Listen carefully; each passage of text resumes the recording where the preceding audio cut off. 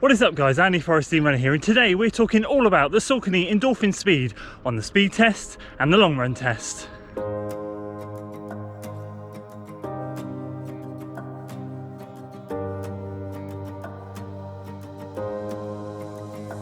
So welcome back to some further testing on the Saucony Endorphin Speed. Today is a tempo run. Today we're aiming to get 40 minutes tempo run done and dusted in these shoes. Now, what was going to be really interesting, and we'll talk about it at the end once we've done the workout, is that I did a 40-minute tempo run in the pros. I think I averaged around 5:45, 5:46 per minute mile pace. It was a bit quick. It really wasn't tempo for its threshold. So what I'm looking for today is in and around the 5:50s and see how comfortable and easy that was, because the pros made 5:45 seem absolutely smooth as butter, despite the fact that I was working a little bit hard towards the end. So today I want to see how these things match up and see where my fitness is at. It's going to be a great morning for it because it's nice and cool, perfect running weather and no wind. So we're going to get this workout done, and then we'll go back, talk about the long run that we did on the weekend, and of course all about this workout and how the shoe has performed over both of them.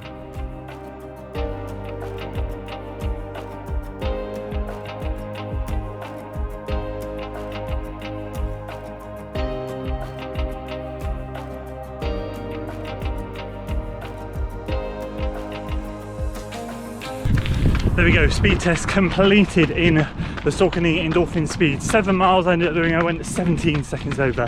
40 minutes and 17 seconds. Came through a 10k in 35:47. 5k split was 17:40 something or 50 something, I can't remember. Anyway, really happy with that. I think it pretty much matched the pro in terms of paces. First mile was way too quick, I got super excited. Then I settled into a nice rhythm, remembered it was a tempo effort, not a threshold, and we clocked mid-6 5:40s. So that's the speed workout done. Got a lot of thoughts to share with you. Let's go back and talk about that and the long run.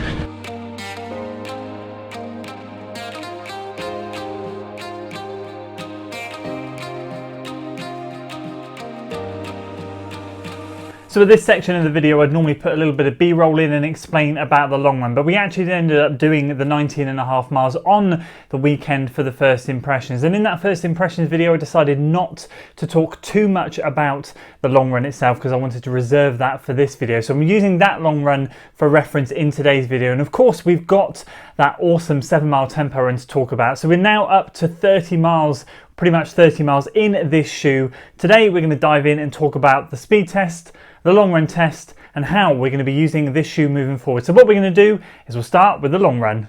So as you know from the first impressions, we whipped this shoe straight out of the box and took it for 19.5 miles. A little bit risky, but literally when I was walking around the house in it, it just felt so similar to the pro, and I was so confident that I'd be able to do a long run in this thing. I was not worried in the slightest about any issues, and this shoe reaffirmed that for me. I found no issues across the duration. There's a couple of elements I want to highlight where this thing really excelled on the long run.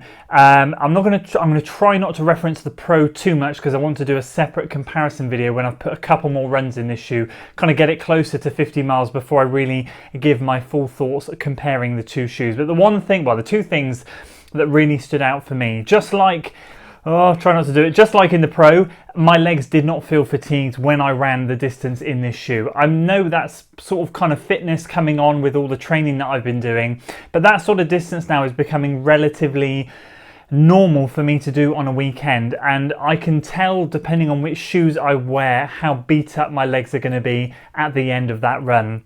The Endorphin Pro was fantastic. This thing was absolutely no different. And if anything, this was probably slightly a little bit better just because the plate isn't quite so aggressive in this shoe. You've probably seen a lot of other reviews now where they're talking about the difference in the plates. This is a nylon plated shoe. The other Pro is a carbon plated shoe. So for me, the nylon plate, it almost feels non-existent. I know it's there because I can feel it in my foot strike in the way that I kind of spring forward in the shoe. But I don't feel it's as aggressive in this shoe, and due to that, the pressure on my feet, I don't know, there's something in this shoe that makes them feel as smooth as butter, as Seth would say. And just at the end of the run, 19.5 miles, I just could have kept going. No burning feet, no aching legs, no nothing. This endorphin range, I keep saying it, is absolutely top notch. And the other thing that I managed to sort, if you remember my first impressions, I said I was going to swap the laces over. Sadly, I didn't. I totally forgot until that evening. And my Endorphin Pro spare laces were on my bedside table. I wasn't prepared to wake the baby up just to get those. I would have been murdered by my wife. So I just had to rock and roll with what we had. But I did cinch down a little bit more up along the eyelet chain.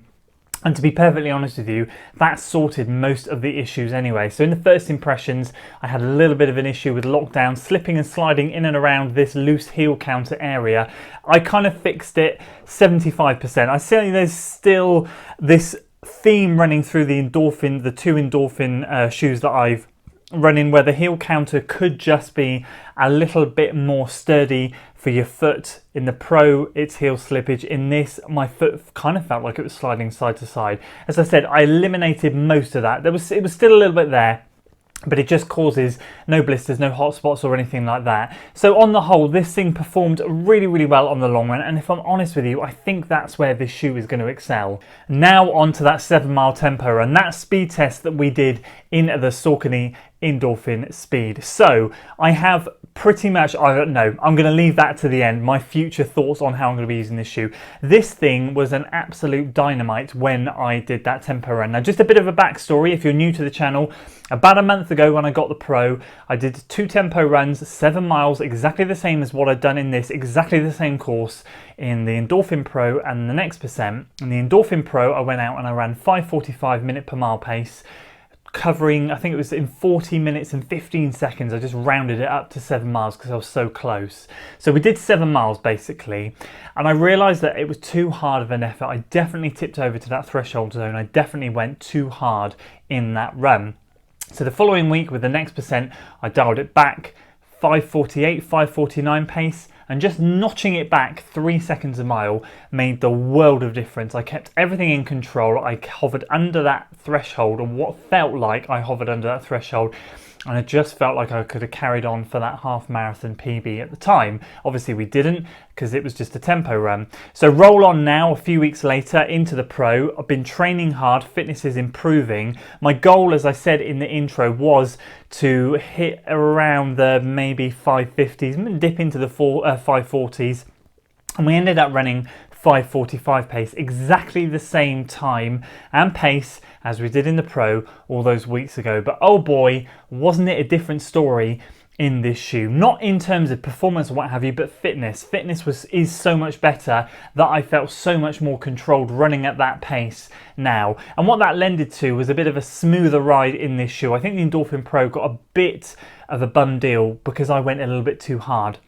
And although I gave it rave reviews, your mind drifts when you're hurting and you don't think so much about the shoes, where I was able to fully focus throughout that run on how the shoes were feeling throughout. And once again, as always, this speed roll technology, the Power Run PB, makes for the perfect tempo run shoe, interval shoe, speed work shoe, whatever you want to call it.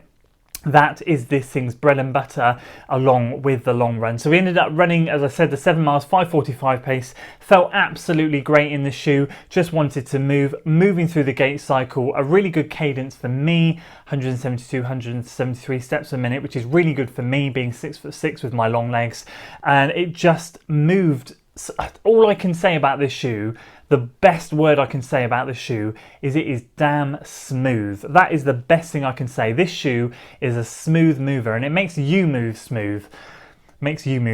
Overall, it was just such a pleasurable ride on the speed test that I've got to be honest with you, I cannot rate this thing highly enough. So finally, how am I going to be using this shoe moving forwards? Well, I'm going to be perfectly honest with you, doing the warm-up and the cool-down to the speed test, it was okay, but it didn't feel particularly great at those easier speeds. So what I've decided to do is reserve this thing pretty much for anything that needs a bit of duration and a bit of speed. Anything easy paced, I'm not going to use that. And I think you guys that have got the Shift, that's obviously where that shoe comes in. The Endorphin lineup has been promoted that you've got a racer, you've got a training buddy to the racer, and then you've got those easy day miles to put into the Shift. And that's exactly, I think, where the Shift lies. I haven't tested the Shift, but that's where that lies. And I think The reason they put the shift in is because I think they realise that this thing is not geared up for easy pace. I know a few of you have commented saying that you can run easy and it's fine, and that's great. You know, I've got to be honest with you, I've got better easy day shoes than this, and so I'm not going to be reserving this. I'm not going to be going out plodding in this thing. It's kind of a bit like the Nova Blast. It doesn't want me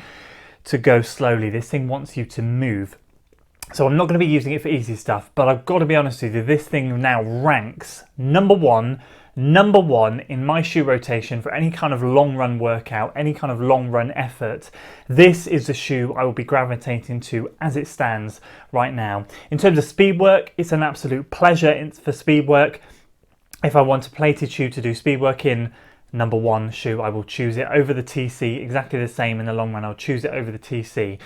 If I want a non-plated shoe, then obviously I won't be choosing this thing, but I've got to be honest with you, this is going to be an absolute beast, and it's going to get a hammering with miles over the next few months. This will rocket up and over 100 miles, and I will now reserve the Pro for the races. I will try and train more in this and get more miles. As much as I want to get more miles in the Pro to test its durability, this thing is going to be taking the lion's share of the work. So that's how I'm going to be using the shoe moving forwards. No easy stuff, but pretty much anything else is going to be used in the Endorphin Speed. Loving this shoe. Overall summary, an absolute cracking buy for £155.